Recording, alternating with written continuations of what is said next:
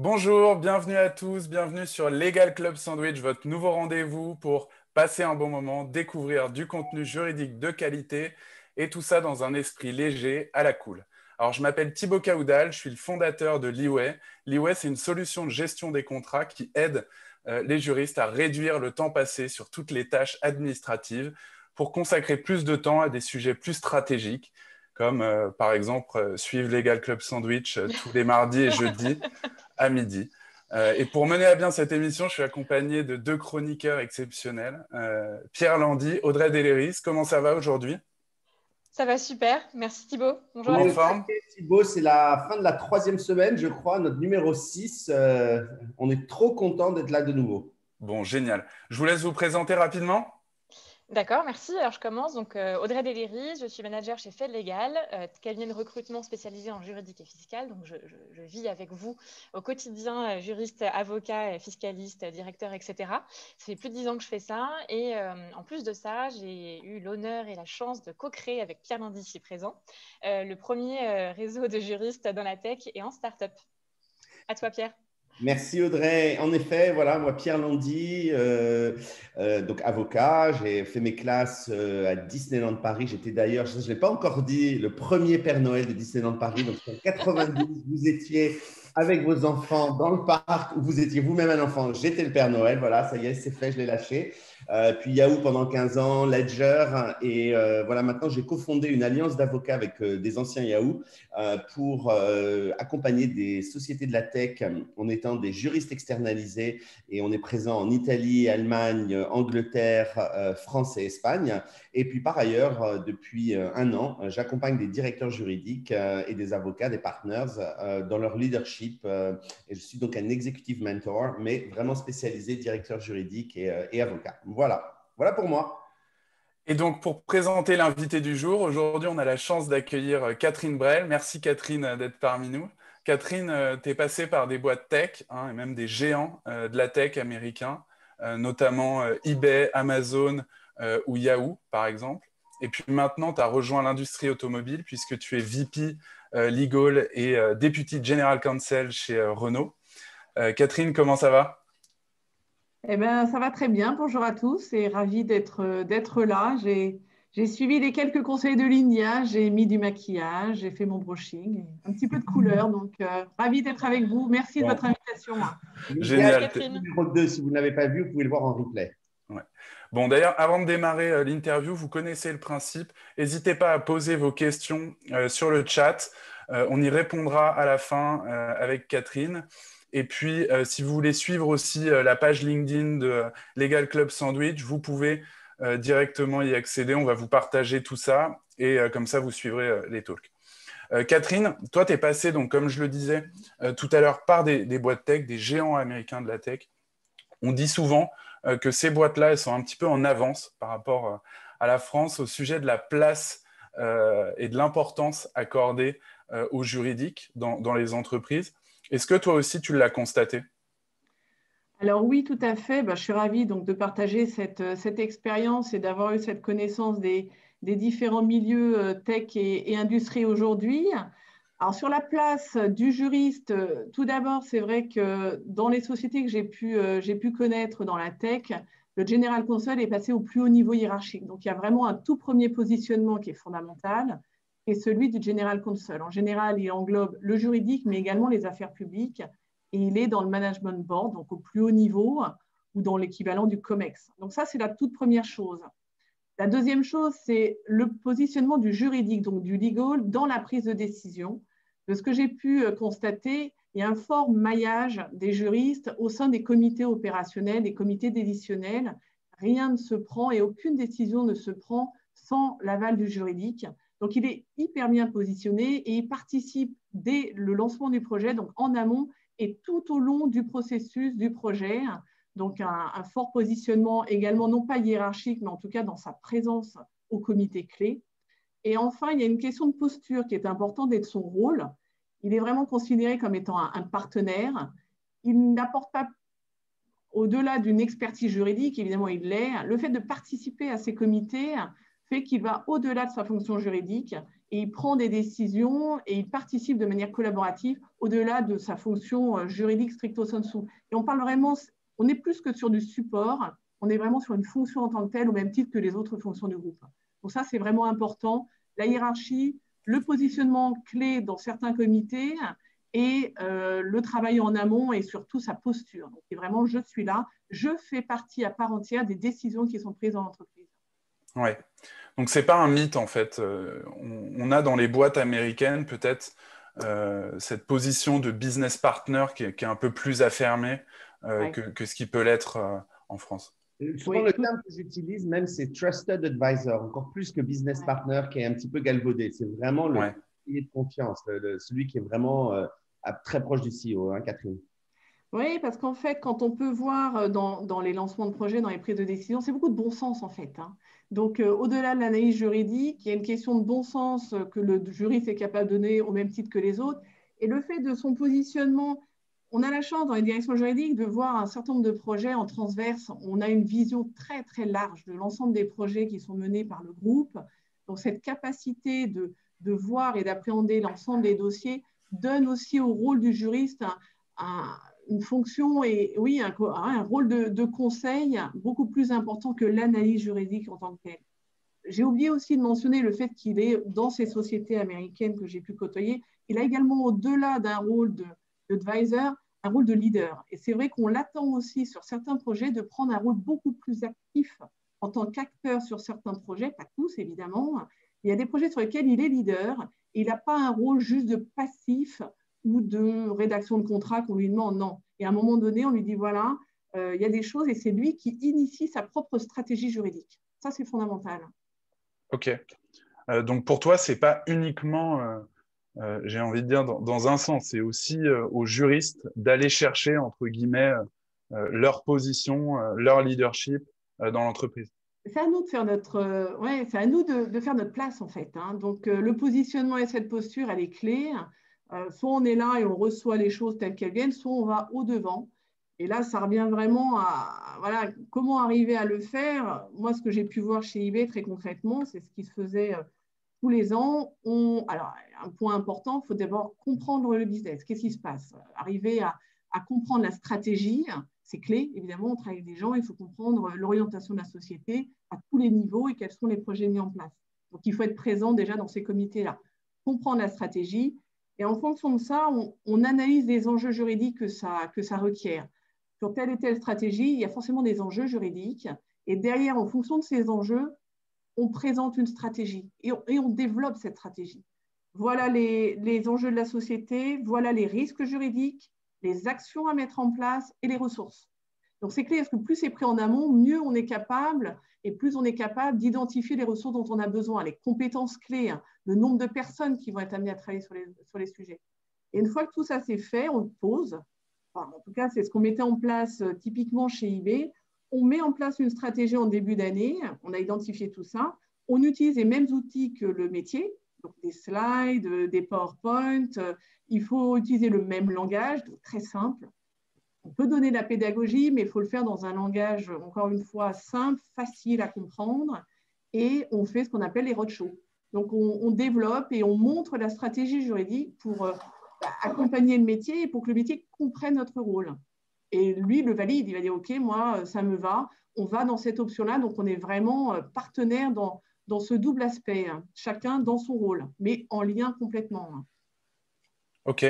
Donc, en fait, on force un peu la porte, parce que j'imagine que là, on prêche que des convaincus, c'est-à-dire que c'est, évidemment, on veut tous arriver en amont, etc., dans les projets, mais comment on fait pour obtenir ça concrètement? Toi, tu as des exemples concrets de choses que tu as mis en place, par exemple?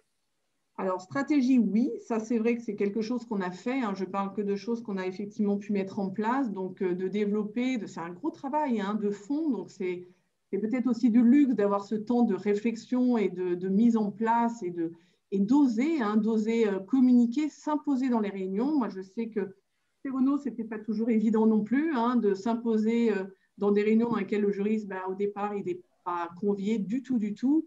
Un exemple que mon équipe a pu connaître aussi, donc tous les ans, un certain nombre de personnes de Renault allaient à Las Vegas pour aller au CES, donc au Consumer Electronics Show.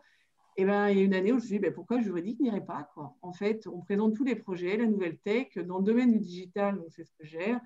Donc, il faut y aller. Donc, on a été à 3 et on s'est rendu à Las Vegas. Donc, on a pris nos petits billets. On était au départ conviés dans une réunion. On s'était imposé dans la réunion pour aller dans le lab. Il y a un super lab Renault là-bas d'innovation au sud de San Francisco, dans la Silicon Valley, après avoir fait le Vegas.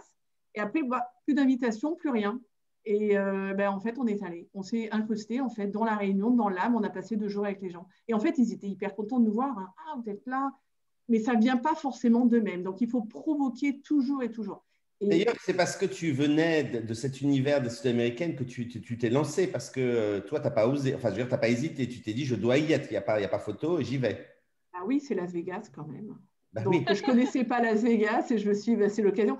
Mais non, mais c'est vrai que les juristes, dans les sociétés américaines, c'est évident, on est là, en fait. On ne se pose pas la question. Dans l'industrie, on n'est pas là, en fait. Donc, il faut forcer la porte et il faut…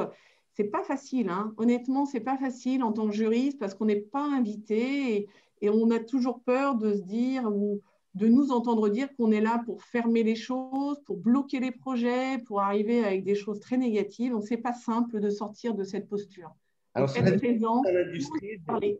Tu dis dans l'industrie, je vais juste rebondir sur quelque chose. On a fait une étude, comme tu sais, avec nos amis de Leeway et de Fed Legal sur le positionnement du directeur juridique dans l'entreprise, y compris dans la tech. Eh bien, figure-toi que dans les sociétés de l'industrie, en tout cas du CAC 40, le directeur juridique est à 50% ou 55%, je ne sais plus si c'est les derniers chiffres, membres du CODIR et à un niveau stratégique assez élevé. Et figure-toi que dans la tech, en tout cas la tech française, puisqu'on a bien parlé de société américaine, malheureusement, 78% à ce jour des directeurs juridiques ne sont pas au comité de direction, mais nous avons bien l'intention, le petit groupe qui est ici, de faire bouger les lignes.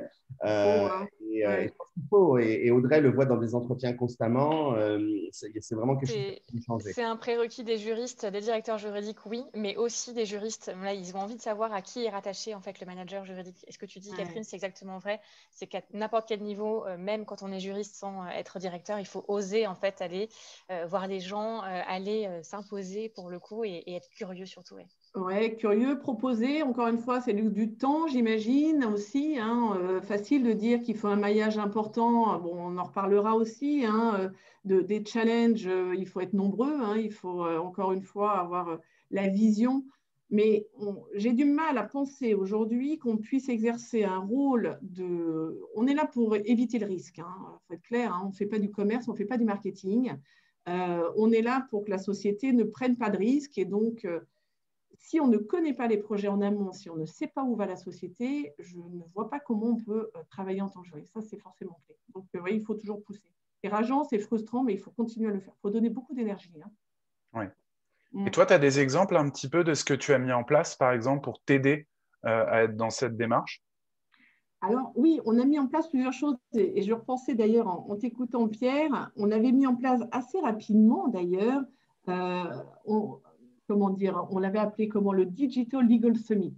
Et ça, ça m'est revenu là quand tu parlais à l'instant de dire assez rapidement, on a fait venir tous les juristes du groupe et les opérationnels et les métiers qu'on a fait venir à Paris sur 2 jours. Il y avait du fun, il y avait du sérieux, on a fait venir la CNIL, on a fait venir des gens de l'extérieur et on a montré aussi aux juristes dans ce forum qui s'était tenu à ce moment-là, donc tous les grands leaders du groupe Renault pour qu'ils présentent leurs projets. Donc il y avait vraiment une porosité d'échange et une communication. Donc on a fait ce Digital Legal Summit et on avait besoin, et ça fait partie de la posture et c'est beaucoup plus large, on a eu besoin de coacher les juristes, et c'est Lindia Le Sauvage qui s'en était occupée à l'époque, la prise de parole en public. Moi, j'avais testé chez eBay, formidable, les 2 jours au Théâtre des Variétés. Elle nous écoute, Catherine. Elle est en train de regarder. Tu respectes toujours ce qu'elle t'a appris.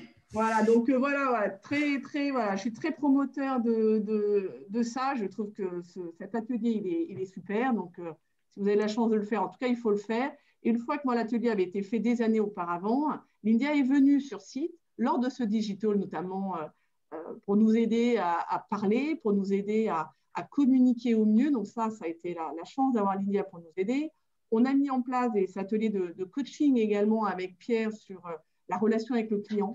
Comment s'exprimer par oral, par écrit. Il faut répondre aux emails, c'est tout bête, mais oui, il faut répondre aux emails. Même pour dire, je reviens vers vous dans 3 jours ou dans 3 semaines. On en parlait tout à l'heure, Catherine, mais effectivement. Voilà, donc ça, c'est hyper important. Qu'est-ce qu'on a fait? On a mis en place des sessions de leadership également, parce que le leadership est clé. Donc ça, on le voit beaucoup dans les sociétés américaines et nouvelles tech. On le voit un peu moins dans l'industrie, ce côté assertivité. Je vais quelque part et j'emmène les gens, en fait. Hein. C'est vraiment ça, ce que j'y crois. Donc, on a mis en place des sessions de leadership et d'agilité. Là, c'était des coachs de chez Renault Digital, qui avaient mis en place dans le mouvement de transformation digitale du groupe. Donc, ça a été fait. Qu'est-ce qu'on a mis? Voilà, donc c'est vraiment toutes ces techniques qui sont là à notre disposition. ProcessCom, il y a 1 an, l'India a mis en place tout le ProcessCom. On est en train de continuer auprès des équipes de chez Renault pour que les gens apprennent à se connaître et apprennent à mieux savoir travailler ensemble. Donc ça, c'est clé. Oui, d'ailleurs, pour la ProcessCom, pareil, je vous renvoie vers le Legal Club Sandwich numéro 2 pour savoir ce que c'est. Voilà, pour ceux qui ne savent pas. Ça, il faut faire. Hein. Ça, c'est impératif. Mais voilà, on en parle dans le Legal Club Sandwich number 2. Est-ce que c'est si facile que ça, alors, du coup, Catherine, de mettre tout ça en place? Parce que là, on a une audience de juristes, par exemple, qui se disent, bon, j'imagine, hein, je me mets à leur place. Oui, moi aussi, j'ai envie de faire ça, j'ai envie d'avoir une autre posture, j'ai envie d'aborder des sujets stratégiques, j'ai envie d'arriver en amont dans les projets, mais qui peut-être n'ont pas ce recul que toi, tu as pu avoir en passant par des boîtes de la tech, et notamment des boîtes américaines, voilà, de très grosse taille dans la tech. Est-ce que, voilà, comment ils peuvent faire en fait au quotidien? Est-ce que c'est si facile que ça? Est-ce qu'il y a des vraies barrières? Concrètement, comment on peut les aider aujourd'hui? Alors, des barrières, il y en a toujours. Hein, et il n'y a jamais d'endroit où tout est vert, tout est formidable. Et franchement, il y a toujours des challenges. En prenant là l'exemple de la société dans laquelle je travaille, Renault, c'est un gros challenge, c'est que moi, j'arrivais dans un domaine du digital donc, qui était nouveau pour la société. Hein. Elle a commencé sa transformation digitale, donc beaucoup de nouveaux sujets hyper intéressants, donc très riches, très complexes. Mais on est dans des sociétés avec beaucoup de monde, donc 180 000 personnes chez Renault, une organisation en silo, très peu de transversalité, beaucoup de confusion des rôles aussi. Et on a toujours du mal à savoir qui fait quoi. On peut avoir plusieurs personnes sur un projet, mais en fait, il y a une autre équipe qui gère le même projet. C'est compliqué. Hein, et c'est compliqué dans la direction juridique de savoir, d'avoir l'information, savoir qui gère quoi et savoir du coup comment se placer par rapport à tout ça. Donc ça, c'est vraiment un gros challenge. Je reprends encore, c'est vraiment ce côté silo. Moi, je ne le connaissais pas. Chez Amazon, chez eBay, ce sont des sociétés qui prennent les projets. Il y a un leader, un projet, et ça avance, je dirais, quel que soit le nombre de filiales concernées, et que ça soit mondial ou pas. Voilà, donc le challenge de sociétés du type Renault, voilà, grosse société, donc des gros bateaux qu'il faut emmener. Et Catherine, qu'est-ce que tu as fait justement pour vraiment que ça marche et que ce soit un peu plus facile et un peu désiloté, entre guillemets, tout ça, hein? Je dirais désiloté, on l'a fait. J'ai le souvenir dans un contrat qu'on a pu mener avec un gros acteur américain des nouvelles tech, justement. On a pris, là, on a été proactif de mettre toutes les fonctions on a encore une fois cette chance de voir en transversal. Donc, on a tous les projets. Il faut oser créer, par exemple, des réunions. Des réunions où on met tous les gens qui gèrent le projet, qui ne se parlent pas forcément, nous, on les connaît. Et en fait, on peut créer ces réunions et on les met tous autour de la table et on avance. Donc, on a géré un gros dossier pour le groupe il y a quelques temps. Et on voyait qu'on négociait le projet, mais que telle équipe n'en faisait pas partie et telle autre non plus, le marketing, le commerce, l'after-sales, etc. On met tout le monde autour et on crée cette réunion. C'est le juriste qui est acteur. Et c'est lui, parce qu'il a besoin de la négo, parce qu'on a besoin d'avancer tous dans le même sens, on met tout le monde au même niveau d'information, on communique plus. En fait, c'est essentiellement de la com, hein.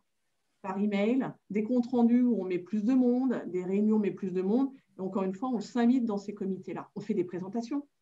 on se présente, on est qui, qu'est-ce qu'on fait, qu'est-ce qu'on drive, d'où on vient et comment on peut apporter une aide. Hein. Ouais, donc voilà, j'ai pas de choses clés. Les outils dont on parlait bon, avec Pierre, ce sont des outils, vraiment des outils pour nous aider à faire ça, pour oser en fait, hein, oser faire, oser sortir de notre rôle de juriste ou en tout cas mieux l'exercer. Hein. Ouais, et au final, mettre les gens dans la même salle, comme tu le dis, et aborder les sujets, c'est-à-dire être proactif et pas forcément attendre qu'on fasse appel à nous, sinon peut-être qu'on ne fera jamais appel à nous finalement. Mettre à plat les projets, c'est toujours hyper intéressant aussi. On prend les bonnes personnes, on dit OK, il y a un tel, je comprends pas ce qui se passe, on met tout le monde au pas, on pose et souvent ça aide beaucoup. Hein. Ça aide le juriste évidemment, mais ça aide tout le monde à comprendre et se dire en fait, je ne savais pas ce qui se passait ou je ne comprenais pas bien le projet et en fait, on se rend compte par des. Voilà, on dit toujours ça, on ne va pas le faire, c'est stupide, ce n'est pas mon rôle. Ben si, en fait, chacun a son rôle. On est cadre, on a tous un niveau bac plus 5, 6, 7, honnêtement.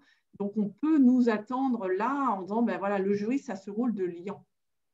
Et ça, le General Counsel d'eBay le disait, c'est toujours ces top managers qui sont là, qui nous aident et nous disent, voilà, votre rôle, c'est de faire le liant là où l'opérationnel n'arrive pas à le faire lui-même. Vous savez. Vous savez, vous êtes en contact avec beaucoup de monde. Et ce que tu dis, c'est vraiment important, Catherine, c'est vraiment incarner en fait la fonction juridique à n'importe quel niveau et du coup, vraiment n'importe quel secteur d'activité est concerné en fait, l'industrie aussi. Ça, je pense que c'est très important. Ouais. Si tu as réussi à le faire dans... Il y a du chemin à faire dans l'industrie, ça c'est évident, mais il y a voilà, faut prendre les points forts de chacune des industries. Encore une fois, moi je dis, chez Renault, les gens, il y a un engagement très fort des juristes, il y a une loyauté, il y a une connaissance du produit qui est forte. On sent vraiment cette fidélité à la marque et cet engagement. Il faut utiliser ce potentiel. Et si on y arrive chez Renault, je crois qu'on peut y arriver partout aussi, parce que dans des entreprises où on n'a peut-être pas la taille de Renault, c'est peut-être encore plus accessible de mettre les gens autour de la table, de communiquer, d'emmener les gens dans la même direction. Donc, c'est intéressant. Est-ce que tu peux nous parler un peu des projets aussi de Renault? Parce que je sais qu'il y a des choses hyper intéressantes sur lesquelles vous bossez qui ne sont pas forcément visibles. On en avait parlé quand on a préparé ça. Est-ce que tu peux nous en dire un mot? Oui, alors quelques mots sur les projets dans le cadre de la transformation du groupe. On a la chance à la direction juridique de voir beaucoup de choses. C'est très riche, c'est très complexe et c'est lié aussi à la taille de l'entreprise. Ça, c'est le gros plus. On voit énormément de choses. C'est pour ça que les gens souvent restent longtemps. La diversité voilà, encore une fois, est très riche. Ce qu'on a pu mettre en place ou le travail qui nous amène aujourd'hui, c'est essentiellement toute la mise en place du soft dans la voiture, donc tout ce qu'on appelle le software embarqué dans la voiture. Donc la voiture, vous connaissez, c'était des matériaux, des pièces. Aujourd'hui, c'est du soft, c'est du software. Donc, ce qui crée beaucoup d'enjeux juridiques, des problèmes de cybersécurité, des problèmes de brevets essentiels, la mise en place de la 3, 4, 5G, avec les problématiques juridiques et politiques que vous connaissez. C'est la mise en place de la voiture autonome, c'est pareil, c'est du software, mais c'est aussi des partenariats avec des acteurs type Waymo. C'était dans la presse, mais ce sont des partenariats clés qui engagent aussi des niveaux de responsabilité importants pour, là c'est vraiment des projets de l'Alliance, Renault, Nissan avec Mitsubishi, donc des projets complexes qui se font dans différentes régions du monde avec 3 entités de l'Alliance et la filiale de Google. Ça implique également, si je vais dans ce fil conducteur, des sujets d'intelligence artificielle pour les prises de décision qui vont être mises en place dans les voitures autonomes. Donc ça, voilà, des problématiques de preuve. C'est la mise en place du cloud, véhicules connectés. Donc tous les véhicules, les géologues et toutes les données qu'on remonte du véhicule, ça part dans le cloud. Donc il y a une stratégie cloud avec des acteurs type Microsoft, type Amazon, type Google. Donc encore une fois, on arrive à tous ces sujets-là. Des problèmes... Si je sors de la partie purement tech, c'est aussi la relation avec nos distributeurs, la relation client. Renault a un réseau de concessionnaires évidemment important. On ne connaît pas beaucoup nos clients parce qu'on vend nos voitures à travers un réseau. Donc, comment on se place, nous, demain, pour vendre nos voitures? Quel est le lien que l'on fait avec notre réseau? C'est un lien physique, c'est le développement du e-commerce. des plateformes digitales et de toute cette remise en cause en fait, d'un système de distribution qui est important, un maillage important sur le territoire français. On parle de la data, ça a été la mise en place du GDPR. Donc moi, je suis arrivée en 2016, il n'y avait rien, on n'avait pas d'équipe juridique, pas un juriste travaillait sur le GDPR. Donc, et là, on a été leader. Ça, c'est un sujet, voilà, si on a une minute pour en parler. Oui. Mais moi, je l'avais dans mon titre, j'étais directeur juridique digital, hop, on me met dedans la data privacy, bon, sauf que pas de juriste et personne qui avait pris en charge ce sujet au niveau du groupe. Et donc, un gros sujet qu'il a fallu mettre et qu'il a fallu porter au plus haut niveau. Pour répondre à ta question, Audrey, il a fallu voir le top management, parler dans les instances les plus élevées du groupe et donc voilà, présenter c'est quoi la data. C'est quoi la data privacy, c'est quoi ce GDPR. Et du coup, on a, donc, avec toutes les directions en silo et les filiales, et Pierre, tu nous as aidés sur mise en place de la gouvernance, des outils, des projets, de l'équipe, avec un niveau de risque élevé pour les sociétés qui devaient mettre en place. Donc ça, le juridique était leader, on a pris leadership là-dessus, et on l'est toujours. Moi, j'ai eu un peu ma casquette DPO pendant quelques temps, et on a une DPO qui me reporte aujourd'hui, qui fait un travail formidable. Et voilà, ça, c'est un vrai leadership, et en fait, le métier, il a fallu se battre pour l'avoir. Mais moi, certains métiers m'ont beaucoup aidé en disant Catherine, mon directeur de marketing à l'époque, il m'a dit Catherine, c'est la DJ, c'est à toi de le gérer en fait. On te fait confiance. Ok. Donc le message, vas-y. Pardon, non, j'allais dire, c'est une remarque, il faut être un peu warrior aussi. Quand on est juriste, il faut être pédagogue, prendre du leadership, être curieux et être un peu warrior du coup pour aller justement chercher les sujets et faire en sorte en tout cas d'être sur les sujets, si j'ai bien compris. Oui, et puis on n'a pas parlé là, mais ça sera l'occasion avec d'autres personnes plus habilitées que moi, mais il y a tout le fonctionnement, comment parler aux gens, simple, voilà, des mails plus courts, plus simples, ne pas réciter le code civil, enfin, il y a des choses, c'est comme ça qu'on fait sa place. Il y a pas, voilà, si on parle le même langage, les mêmes outils, et on se met beaucoup d'empathie, on se met à la place de l'autre. Si on se met à la place de l'autre et du business, on y arrive. Si on reste dans notre monde de juriste, c'est plus difficile de faire sa place. Mais on va reparler plus tard dans un prochain Club Sandwich des soft skills et on aura l'occasion de rebondir là-dessus. Mais effectivement, oui, tout ça, ça se gagne à cette posture, ce reporting. Voilà, c'est pas quelque chose qu'on peut exiger, c'est quelque chose qui se gagne avec tout ce que tu dis, Catherine. Et finalement, ça devient une évidence que le directeur juridique doit être à ce niveau de confiance du CEO et dans la direction. Et voilà. Chez Renault, le directeur juridique reporte au directeur général. Donc, c'est important, cette ligne hiérarchique. Ouais. Merci, Catherine. En tout cas, c'est hyper intéressant. Comme toujours, là, ça donne envie de creuser le sujet. Ça donne aussi, j'espère, voilà, des idées pour faire bouger les lignes, chacun à son niveau. Si vous avez des questions pour Catherine, n'hésitez pas à les poser. On va passer là aux rubriques de vos chroniqueurs adorés et on y reviendra à la fin. Pierre, jingle. Jingle.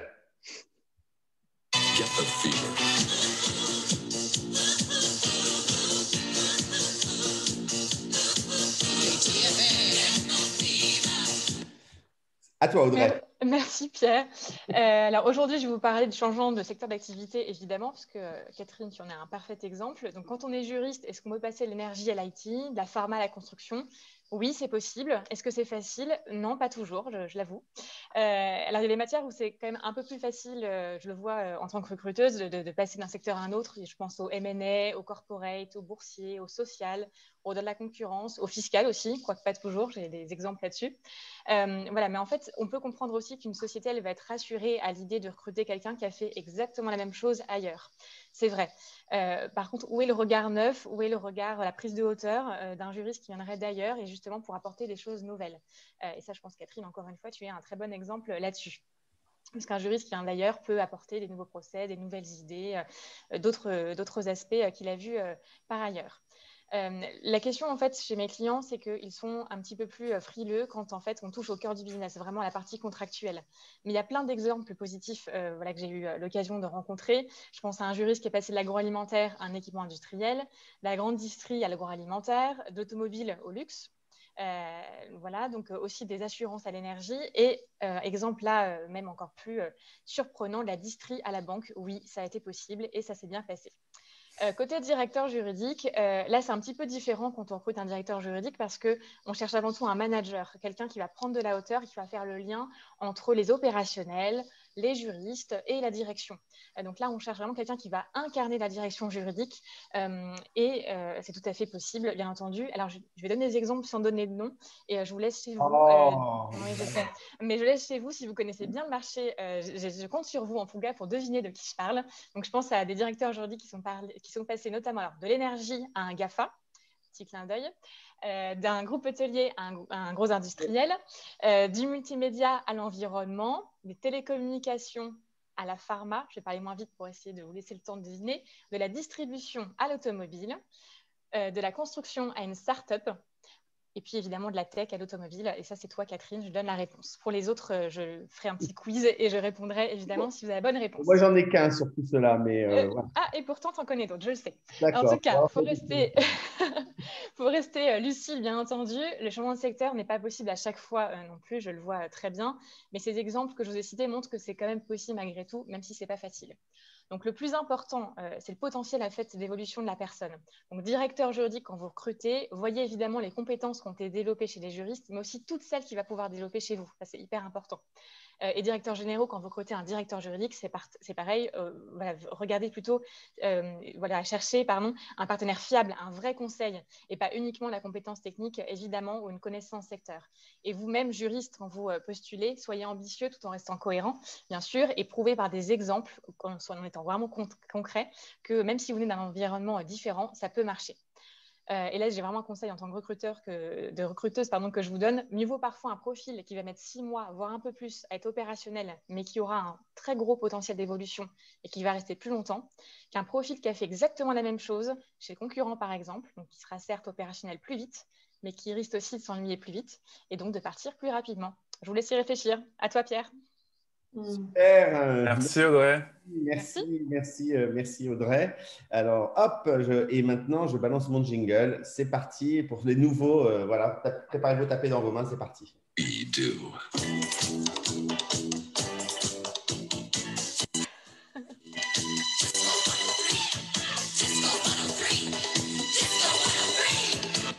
Parfait, voilà, ça c'est fait. Alors, écoutez, moi je vais vous parler un petit peu de ce qu'on appelle en anglais la client journey, le voyage du client. Et je vais vous proposer un petit exercice que vous pouvez faire à vos équipes et avec lequel justement, que Catherine connaît, puisque j'ai eu l'occasion de le travailler avec de nombreuses équipes, dont des équipes de Catherine.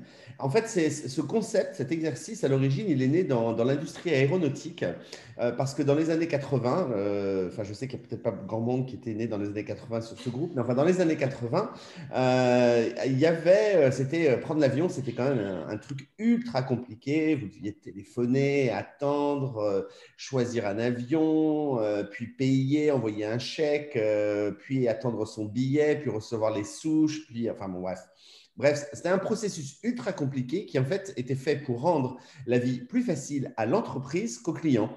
Et donc en fait, le PDG à l'époque de SAS, qui s'appelait Jan Carlson, il a tout voulu changer et il s'est dit, en fait, ce qu'il faut, c'est revoir tout ce processus, non pas du point de vue de la simplicité pour l'entreprise, mais du point de vue client. Et donc, je vais vous donner un exemple. Concret. Le téléphone sonne, au service juridique. Je ne suis pas là et il y a mon collègue de bureau qui entend le téléphone sonner. Qu'est-ce qu'il peut faire? Bon, première option, il peut juste laisser le téléphone sonner, ne pas répondre et laisser le téléphone sonner parce que je ne vois vraiment pas pourquoi je décrocherais le téléphone de Pierre. C'est une solution. Il peut aussi décrocher le téléphone et dire non, Pierre n'est pas là, au revoir. Voilà, et il raccroche. Il peut décrocher. Oui, Pierre n'est pas là. Est-ce que je peux prendre un message? Il peut décrocher. Pierre n'est pas là. est-ce que je peux vous aider? Il peut décrocher. Pierre n'est pas là, est-ce que je peux vous aider? Ah, mais oui, bien sûr, j'ai notre NDA template, je vous l'envoie tout de suite. Voilà, vous voyez que la même situation a donné des comportements radicalement différents selon comment la personne a souhaité, celle qui a répondu au téléphone ou qui a décidé de ne pas y répondre, d'offrir une expérience client. Alors, donc en fait, l'idée de cet exercice, c'est de vous dire que chaque fois qu'un de vos clients en interne a un contact avec votre équipe, eh bien, on appelle ça un moment of truth. Donc, un moment de vérité, c'est-à-dire un moment qui ne va pas se reproduire et une chance qui ne va pas se reproduire de faire une bonne ou une mauvaise impression vis-à-vis de votre client. Et donc, l'exercice consiste à prendre une tâche qui revient généralement. Alors, je vais prendre l'exemple très concret de, par exemple, la négociation d'un contrat et de la décomposer, cette tâche, ce projet, dans tous les moments of truth, tous les moments de vérité auxquels vous pouvez penser. Donc, par exemple, d'abord, on est contacté par votre équipe commerciale. Et puis, il y a le premier rendez-vous. Et puis, le premier draft de contrat. Et puis, le premier échange avec le partenaire. Le deuxième draft de contrat. Une nouvelle réunion physique de négociation. Et puis, la signature du contrat. Et puis, après, l'implémentation du contrat en interne. Vous voyez, et encore, j'ai été assez vite, mais on peut vraiment décortiquer le truc. Et donc, l'idée, c'est de prendre chacun de ces éléments et de regarder… Première colonne, qu'est-ce que vous faites aujourd'hui? Et deuxième colonne, qu'est-ce que vous pourriez faire demain pour améliorer l'expérience client? Et par exemple, lorsque vous êtes contacté par le commercial, on pourrait imaginer que tout le service juridique de votre équipe s'engage à répondre dans les 24 heures. Effectivement, ce n'est pas une évidence pour tout le monde de répondre dans les 24 heures, mais imaginez si vous appelez Orange ou SFR, que votre box ne fonctionne pas et que vous téléphonez et que le téléphone sonne et que personne ne répond parce que ce n'est pas mon téléphone, vous voyez comment, ou que personne ne vous répond jamais, eh bien, vous voyez comment vous allez vous ressentir la chose. Eh bien, c'est un peu la même chose en interne avec un client. Donc, vous listez comme ça toutes ces idées pour améliorer par rapport à ce que vous faites chaque moment of truth. Et à la fin, ça vous donne un nouveau procédé et idéalement, l'équipe conjointement décide de faire ce qu'on appelle une client promise, une promesse client que toute l'équipe va décider d'implémenter. Par exemple, répondre à tous les mails dans les 24 heures. Répondre ne veut pas dire donner la solution. Répondre peut juste être j'ai bien vu ton mail, je suis débordé, je te réponds dans 3 jours. C'est une réponse. Mais pour le client, au lieu d'avoir l'impression que le mail est parti dans une espèce de trou noir auquel on ne répond jamais, eh bien là, il est certain de savoir que son mail a été lu et que quelqu'un va le gérer. Voilà. Donc, je pourrais passer beaucoup plus de temps sur cet exercice de Client Journey. Je vous ai résumé ce qui généralement fait l'objet d'une petite workshop de 2-3 heures en espace de 2 minutes. Mais en tout cas, j'espère que vous avez compris l'idée. Voilà pour moi. Merci Pierre. Si vous mettez ça en place chez vous, vous nous faites vos feedbacks. On partagera ça sur Club Sandwich un midi avec plaisir. On passe aux questions. Catherine, j'ai une question de Baudouin pour commencer. Salut Baudouin, merci pour ta question. Qui nous demande quel type et niveau de reporting est-ce que tu as mis en place vers le top management et quel reporting de la part de tes équipes? Alors, en gros, dans les deux sens. Voilà, ouais, côté management au niveau des équipes, ce qu'on met en place, je pense qu'il n'y a rien de très révolutionnaire. On fait un point. Alors moi, j'ai 2 niveaux de management. Donc, j'ai un niveau de manager et le manager eux-mêmes ont des équipes. Donc, en fait, on fait 2 réunions. Moi, j'en fais une avec mes managers, donc une réunion hebdo, qui relate à la fois les points importants, côté RH, c'est vraiment un échange de reporting standard. On a mis en place également un stand-up. Donc ça fait un peu plus d'1 an. Donc c'est une réunion d'équipe qu'on faisait au départ, dont j'ai varié un peu les choses, mais qui était au départ une réunion. Alors ce n'était pas un stand-up, c'était une réunion peut-être qui avait lieu de mémoire une fois par mois, beaucoup plus longue, avec des slides, chacun présentait ses projets ou quelques projets phares. Et puis après, je veux quelque chose de beaucoup plus rythmé, que chacun puisse se voir et se parler à minima une fois par semaine. C'est une équipe à peu près de 20 personnes. Donc, on a mis en place un stand-up, et vraiment stand-up physique. C'est-à-dire qu'on a fait, on est dans une pièce, on était dans une pièce jusqu'à récemment, mais enfin maintenant on fait online, et on a des post-it, la méthode des COS, donc, et chacun avec les sujets en cours, les sujets pour lesquels il y a des alertes, et les sujets qui viennent de se terminer. Donc, chacun, on a même acheté un sablier, et chacun a un temps de parole limité à 3 minutes. On était au départ sur 2-3 sujets, maintenant on ramène à un sujet et chacun s'exprime voilà, debout. Donc, on est tous debout. Ça oblige aussi à s'exercer, en fait, à la prise de parole, à parler de manière très synthétique sur un sujet un peu compliqué. On a fait ça, donc on continue maintenant à le faire donc une fois par semaine, mais j'ai remis en place quelque chose d'autre, qui est un tableau de reporting là sur Teams. On utilise tous les outils à notre dispo. Donc, il y a un tableau qui est beaucoup plus exhaustif, beaucoup plus de détails. On faisait beaucoup ça chez eBay. Donc, voilà, qui est rempli avec le type de projet, le statut, les enjeux, etc.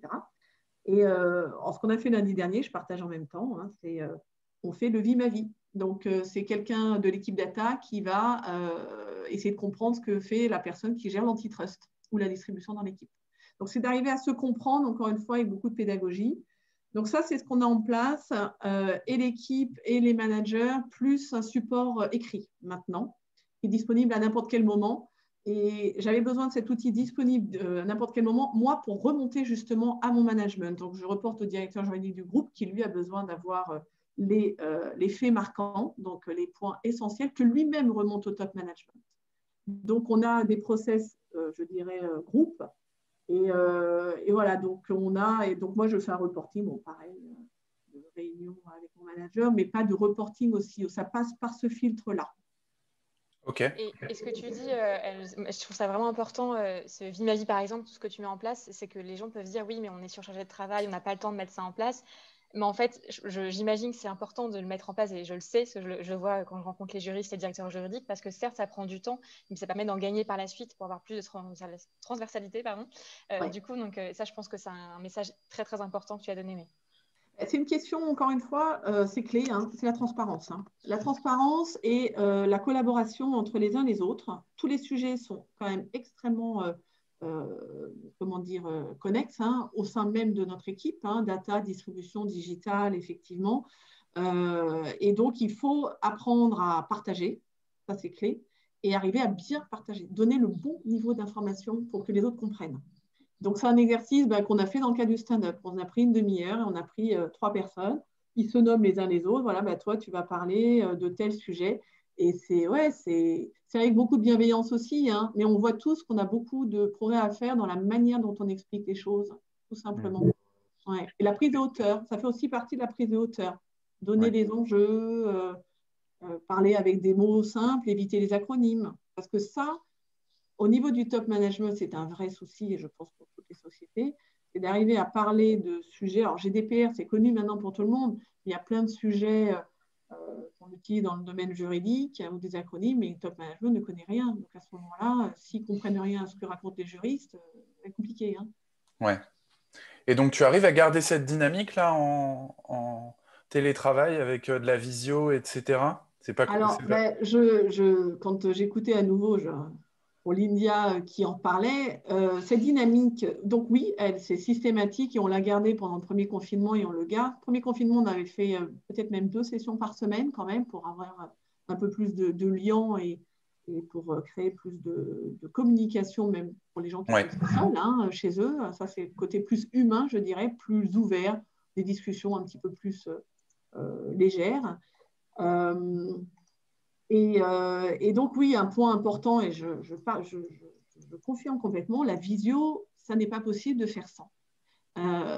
Et c'est vrai qu'on avait certains commencé à le mettre, d'autres pas du tout. Et en fait, la semaine dernière, je sais que j'en ai parlé même au sein de l'ensemble de la direction juridique, on faisait une plénière côté DJ avec le directeur juridique du groupe.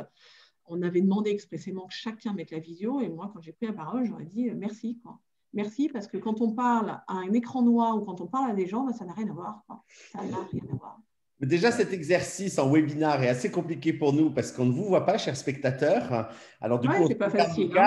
Mais c'est déjà assez perturbant. Alors, effectivement, quand en plus c'est ton équipe et que tu ne les vois pas, non, ça, c'est super dur. Non, et voilà, et il n'y a rien qui passe, sinon on est mal à l'aise en tant que manager. Je trouve que ça met dans une zone d'inconfort, c'est pas agréable.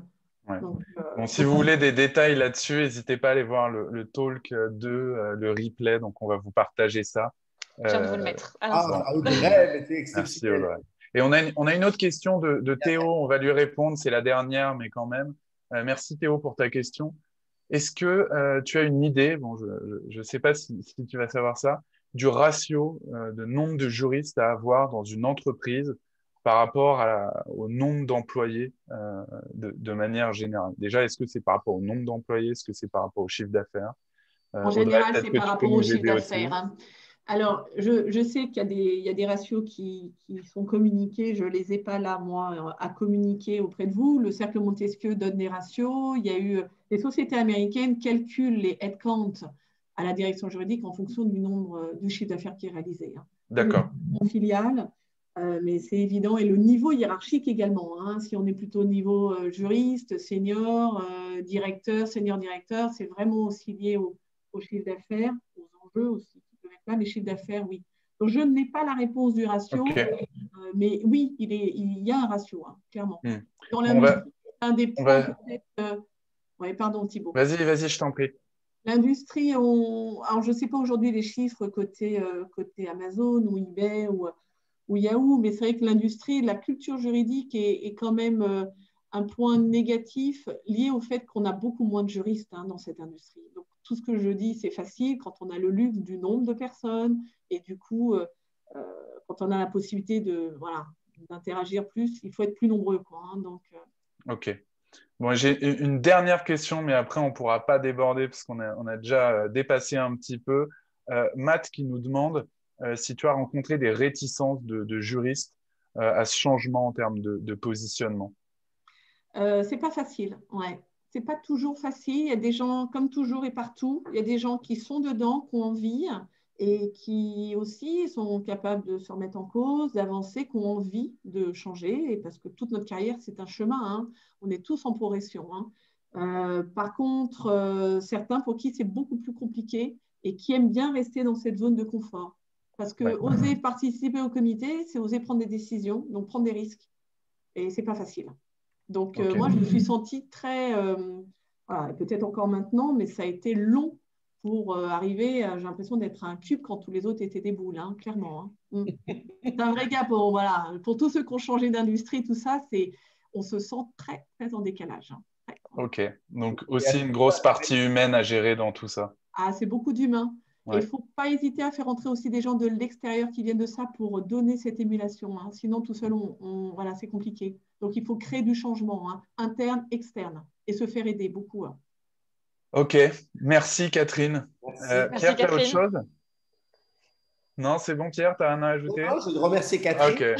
J'allais dire qu'on était tellement excités d'être déjà la semaine prochaine, à mardi, avec des invités encore, Thibaut. Oui, c'est ça, c'est Gilles Rouvier donc, qui viendra, qui est associé fondateur du cabinet Lawways, qui va nous parler d'intelligence artificielle et notamment regard juridique, un peu au-delà du fantasme, parce que pareil, intelligence artificielle, c'est un peu un buzzword. Donc, qu'est-ce qui se cache derrière ça et comment, d'un regard juridique, on va pouvoir analyser tout ça.